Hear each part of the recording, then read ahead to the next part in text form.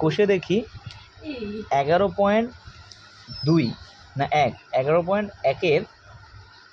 একের দাগে 2-এর অঙ্কটা আমরা এখানে পরিবৃত্ত অঙ্কন করব। এখানে বলেছে একটি সমদ্বিবাহু ত্রিভুজ যার ভূমির দৈর্ঘ্য দেওয়া হয়েছে 5.2 সেন্টিমিটার, আর সমান বাহু মানে সমদ্বিবাহু ত্রিভুজের দুটো বাহু সমান হয়, সেই সমান বাহুর একটির দৈর্ঘ্য দেওয়া হয়েছে 7 সেন্টিমিটার। ঠিক আছে, এই জ্যামিতিটা আমরা করবো এখন। ঠিক আছে, তোমরা একটু খেয়াল করো। প্রথমবার আমরা দুটো দাগ ওপরে সুন্দর করে টেনে নেবো, একটা হচ্ছে 5.2 আর একটা হচ্ছে 7। দেখো এই 0 থেকে যদি আমরা দাগ নিই, 5-এর পরে আরও দুটো দাগ ছোট্ট ছোট্ট দুটো কলাম আছে, সেই দুটো কলাম নিলাম, এটা হচ্ছে 5.2। ওকে, এরপরে আমরা 7 সেন্টিমিটার নিচে নিয়ে নিচ্ছি, এই 7 আর 0 এই দাগ দিয়ে দিলাম, এই 7 সেন্টিমিটার, যেটা 5.2 সেন্টিমিটার সিএম দিলাম, এটা হচ্ছে 7 সিএম দিলাম। আমাদের ভূমি যেহেতু বলেছে 5.2, তাহলে আমরা ভূমি মানে তলাটা 5.2 করব। তো আমরা একটু বড় করে একটা দাগ টেনে নেবো, 5.2টাকে এটা পয়েন্ট করে নিলাম। ওকে, আর দাগটা জুড়ে একটু বাড়িয়ে দেবো। এখানে এক্স, এটা হচ্ছে আমাদের সি, এটা হচ্ছে আমাদের বি পয়েন্ট। ওকে, এবার আমরা এই কম্পাস দিয়ে 7 সেমির মাপটা নেবো। দেখো বইটা বন্ধ করে দাও, 7 সেমির মাপটা এই নিলাম। ঠিক আছে, কারোর মাপ নিয়ে সমস্যা নেই। দেখো ঠিক আছে, এবার বিতে বসাবো, একবার 7 সেমিটা এই কাটলাম, একবার সিতে বসাবো। কোনো জায়গায় অসুবিধা হলে বলো।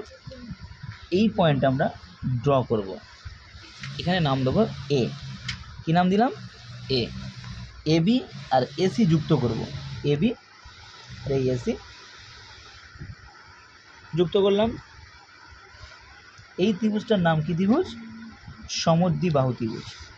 কি ত্রিভুজ?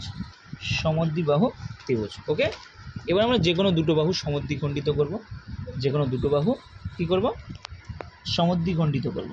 দেখো সমদ্বিখণ্ডিত করার নিয়ম, অর্ধেকের বেশি চাপ, এই চাপটা নিচ্ছি আমরা, অর্ধেকের বেশি এই চাপটা নিয়ে আমি একদম একেবারে কাজ করার জন্য ডি থেকে আমরা একটা চাপ এইভাবে ঘুরিয়ে নিলাম। ঠিক আছে, আবার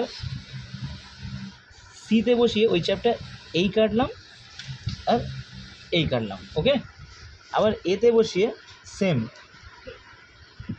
এই কাটলাম এই কাটলাম। আমরা এবার ঠিকঠাক পয়েন্টগুলো যুক্ত করব, এই পয়েন্টের সাথে এই পয়েন্টে যুক্ত করব। খেয়াল করো, এই পয়েন্টের এই পয়েন্টটা এই যুক্ত করছি। ওকে, এবার এই যে পয়েন্টটা আমাদের হয়েছিল আর এই পয়েন্টটা, এটা এবি বাহু সমদ্বিখণ্ডক অংশ, এইভাবে যুক্ত করে দেব।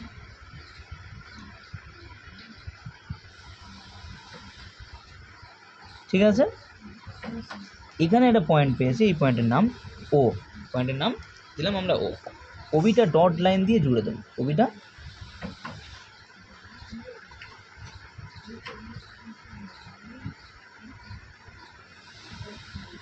এই আমরা জুড়ে দিলাম।